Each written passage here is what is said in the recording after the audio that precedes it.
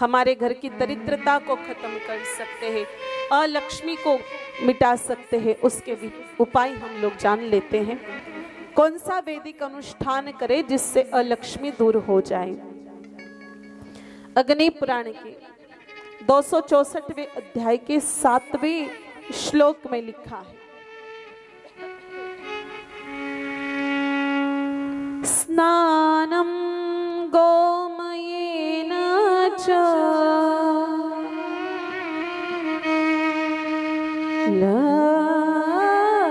लक्ष्मीः, कि गौ माता के गोबर से स्नान करने पर लक्ष्मी की प्राप्ति होती है। और गौ माता का गोबर तो वैसे ही मेरे भाई बहनों, गोधन बराबर गोबर, गौ माता का साक्षात चमत्कार, गौ माता का साक्षात वरदान गाय माता का गोबर ही है। हमारे पास गोबर से निर्मित कोई ना कोई एक चीज अवश्य होनी चाहिए कि गौ का आशीर्वाद सदा हमारे साथ रहे। मेरे भाई बहनों, हम तो सदा ही हमारे साथ गाय माता के गोबर की माला रखते हैं। बाजार में बहुत सारी चीजें ऐसी मिलती हैं, गाय माता के गोबर के गणेश जी है और भी बहुत सारी चीजें मिलती। तो हमारे घर के किसी कोने में, अपने घर में या अपने जेब में गौ माता के गोबर से निर्मित कोई न कोई चीज होनी चाहिए। आजकल एंटी रेडिएशन चिप भी आती है, आप उसका भी उपयोग कर सकते हैं। मेरे भाई बहनों, अग्नि पुराण के 267वें अध्याय के 4 और 5वें श्लोक में लिखा है, स्नानं दधना लक्ष्मी विवधर्ननम्,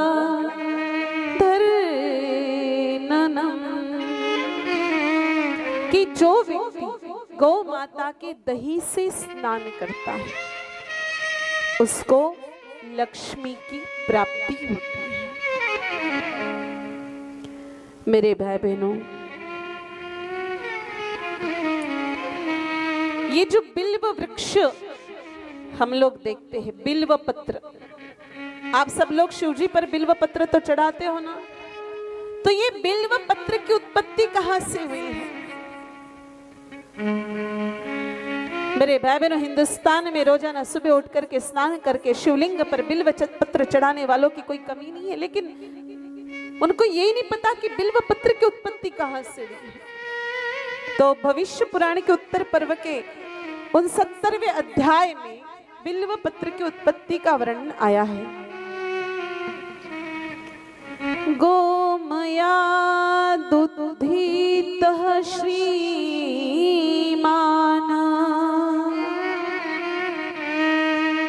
बिल्ववृक्षः शिव प्रियः, तत्रास्ति पद्महस्ता श्रीः श्रीवृक्षस्तेन सस्मृतः, कि श्री संपन्न वृक्ष बिल्व वृक्ष गाय माता के गोबर से उत्पन्न हुआ है। गाय माता के गोबर से बिल्व वृक्ष की उत्पत्ति हुई है। मेरे भाई बहनों, सुबह सुबह शिव जी को बिल्व चढ़ाने वालों, अच्छी तरह से सुन लीजिए, अगर आप गाय माता के गोबर को स्पर्श नहीं करते हैं, अगर आपको गाय माता के गोबर को स्पर्श करने में घृणा आती है, तो आप बिल्व पत्र चढ़ाने के अधिकारी नहीं हैं, क्योंकि भविष्य पुराण के उत्तर पूर्व के 69वें अध्याय के अनुसार गोबर से ही बिल्व वृक्ष की उत्पत्ति हुई है। और केवल गोबर से बिल्व वृक्ष की उत्पत्ति नहीं हुई, तो आगे भी लिखा है कि यह बिल्व वृक्ष शिवजी को अत्यंत प्रिय है, क्योंकि इस वृक्ष में भगवती लक्ष्मी माता सदा निवास करती है, इसीलिए इसे वृक्ष भी कहा गया है। और शिवजी पर बिल्व पत्र चढ़ाने से, गौ के गोबर से बिल्व वृक्ष की उत्पत्ति होने से जो शिवजी पर बिल्व वृक्ष चढ़ाता है वो श्री संपन्न हो जाता है।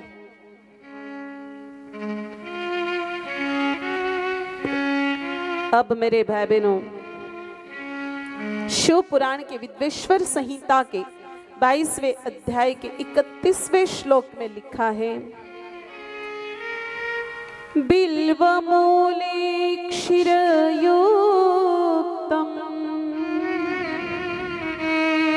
अन्नमाजेन संयुतम् यो दद्याच्छ जीव भक्ताय सदरिद्रो न जायते।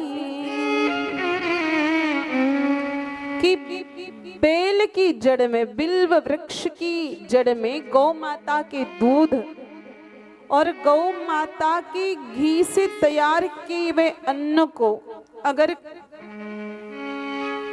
कोई शिव भक्त चढ़ाता है तो गौ की कृपा से उसकी दरिद्रता खत्म हो जाती, वो जीवन में कभी दरिद्र नहीं होता है।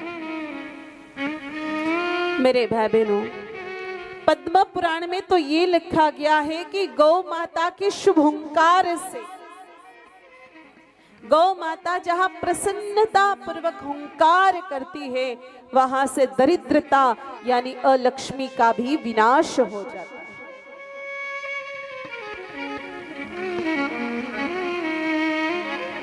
पद्म पुराण के प्रथम खंड में ये बात लिखी हुई है, 8वें अध्याय के 311वें श्लोक में, गवाम हुंकार शब्दम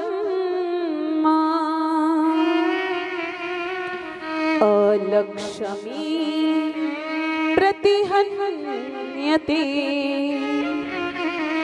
महर्षि पुलस्त्य भीष्म जी से कहते हैं कि गौ माता के रंभाने की ध्वनि से अदरिद्रता का विनाश होता है।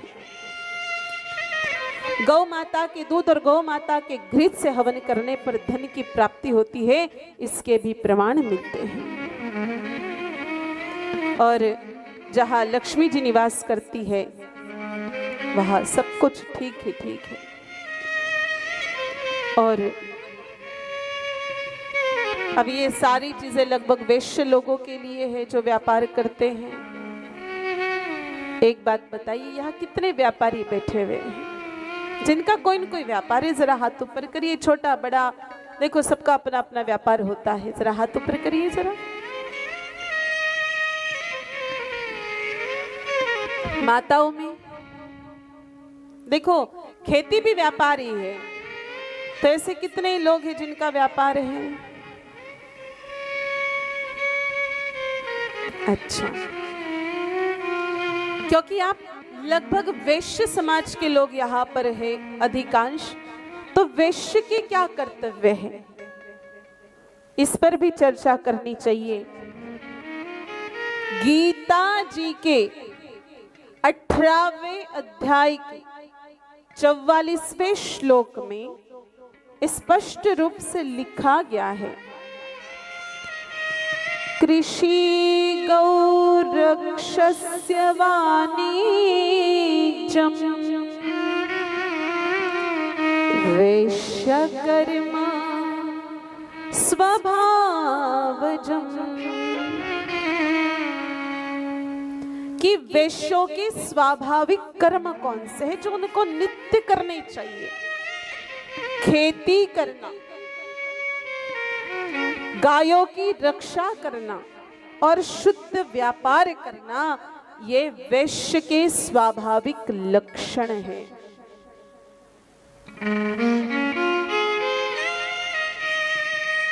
मेरे भाई बहनों, एक दिन शायद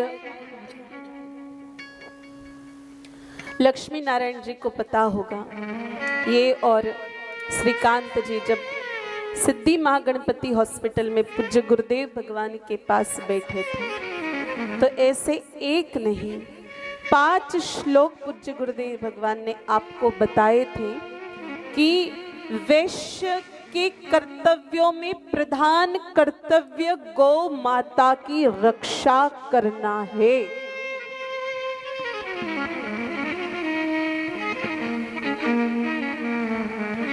गौ माता की रक्षा ही वैश्य का मूल कर्तव्य है। फिर वो व्यापार करे, वो खेती करे, ये बात की बात है, लेकिन अगर हम वैश्य हैं तो एन केन प्रकारेण गौ की रक्षा करना ये हमारे कर्तव्य होते हैं। और इन कर्तव्य भाव से हमें जुड़ करके गौ की रक्षा करनी चाहिए। इसके लिए नहीं कि गाय तो बिचारी है, पापड़ी है, हम पैसे वाले इसलिए गाय की सेवा करेंगे, बिल्कुल भी नहीं। आपका कर्तव्य है, ये आपकी ड्यूटी है, ये इसको आपको करना ही पड़ेगा, क्योंकि आप वैश्य हो, आप व्यापार कर रहे हो। व्यापार में अनेकों प्रकार के पाप करने पड़ते। एक बात याद रखना मेरे भाई बहनों, दुनिया का कोई भी व्यापार बिना झूठ बोले नहीं हो सकता है। और इस पाप के परिमार्जन के लिए हमारे धर्म ग्रंथों ने गौ माता की सेवा का आदेश दिया। और दुनिया भर में जितने भी वैश्य बंधु इस बात को श्रवण कर रहे हैं, वो इस बात को पक्की गांठ बांध लेना कि अगर हम वैश्य कुल में जन्म लेकर के गौ की सेवा नहीं कर रहे हैं तो हम जितना भी दान धर्म पुण्य कर्म कर रहे हैं, क्योंकि अधिकांश देखने को मिलता है वैश्य भाई दान धर्म कर्म में आगे रहते हैं, तो ये सब लाभ नहीं दे पाता।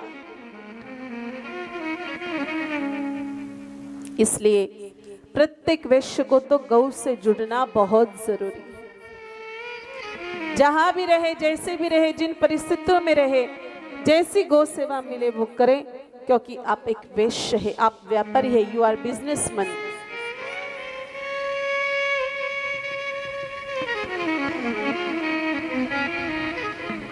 अब थोड़ा आगे बढ़े तो मेरे भाई बहनों, कुछ लोगों को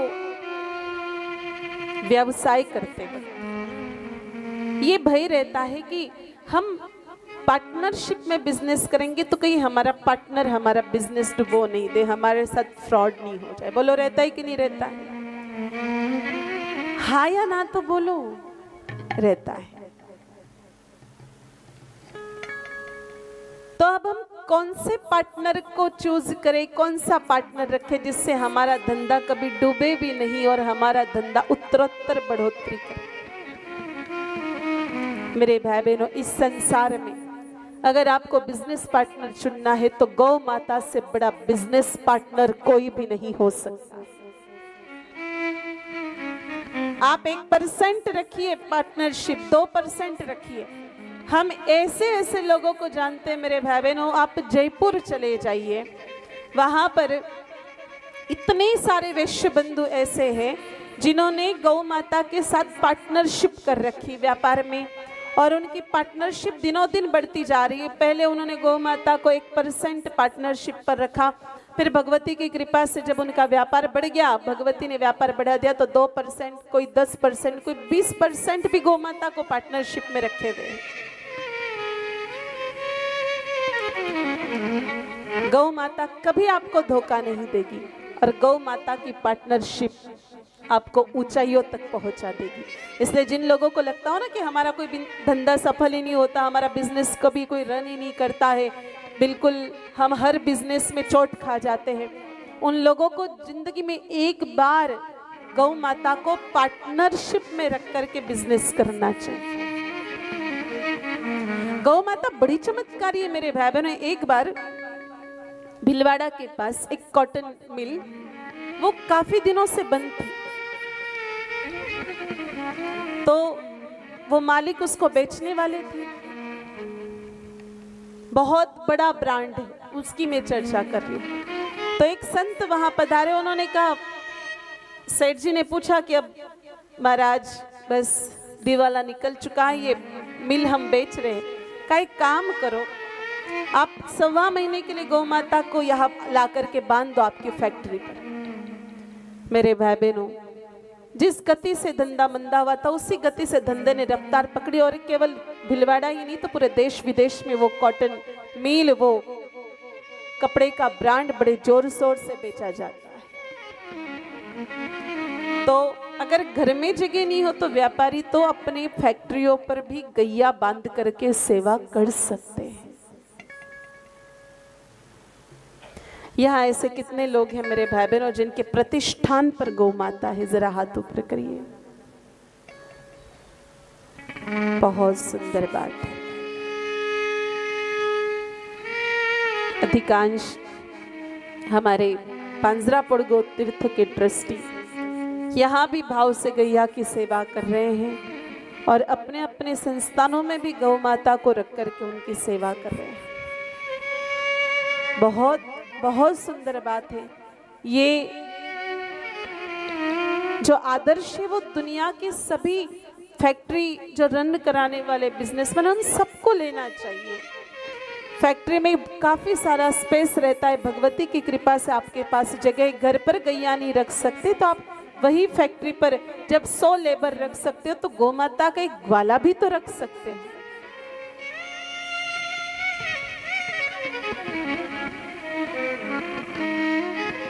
गौ सेवा हम जैसे करना चाहे वैसे कर सकते हैं मेरे भाई बहनों, लेकिन भाव केवल हृदय में होना चाहिए। फिर गौ माता कोई कमी नहीं आने देती। कोई चलता पद चिन्ह तो कोई पद चिन्ह बनाता है वही शुरमा इस जग में दुनिया में पूजा जाता है। जहां मिल जाए वहीं से सेवा शुरू कर दो, जहां उचित लगे वहीं से सेवा कार्य प्रारंभ करो। जगह की, टाइम की, मुहूर्त की प्रतीक्षा करने की जरूरत नहीं है। दुनिया की किसी भी सेवा कार्य में चौगड़िया, मुहूर्त अथवा समय अथवा तारीख, दिनांक, वार, ये कुछ भी देखने की जरूरत नहीं पड़ती। सेवा कार्य तो जब भी करो तभी शुभ है।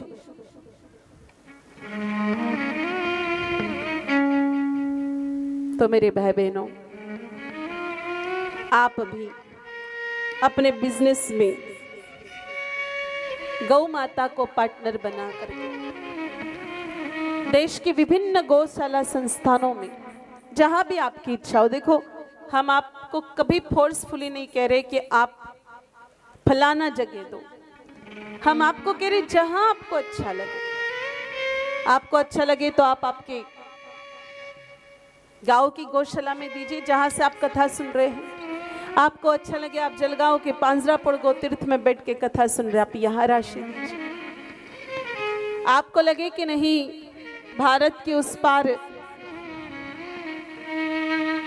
फलाना जगह गौशाला चल रही, मुझे वहां सेवा देनी, तो वहां दीजिए, लेकिन दीजिए जरूर।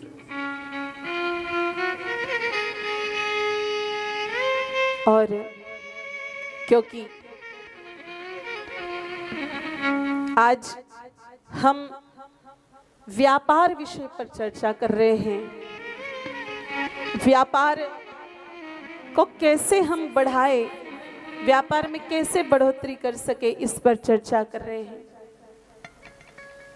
तो जो भी व्यापारी, जो भी बिजनेसमैन इस बात को श्रवण कर रहे हैं वो एक बात पक्की गांठ बांध लीजिएगा, अगर हम हमारे व्यापार का जो धन है, हमने जो धन का उपार्जन किया है, उसको हम अननेसेसरी बिना किसी काम के डॉक्टर के औषधियों में खर्च नहीं करना चाहते, तो आप लोग दवा देवी फाउंडेशन से जुड़ करके आपके बिजनेस में से मात्र प्रतिदिन का 1 रुपया निकाल करके इसमें लगाइए। देखो भगवती गौ माता क्या चमत्कार करती है। आज देश के सभी व्यापारियों से आग्रह है, आप दवा देवी फाउंडेशन के सदस्य बन करके आपके व्यापार को ऊंचाइयों तक ले जाने का प्रयास करें।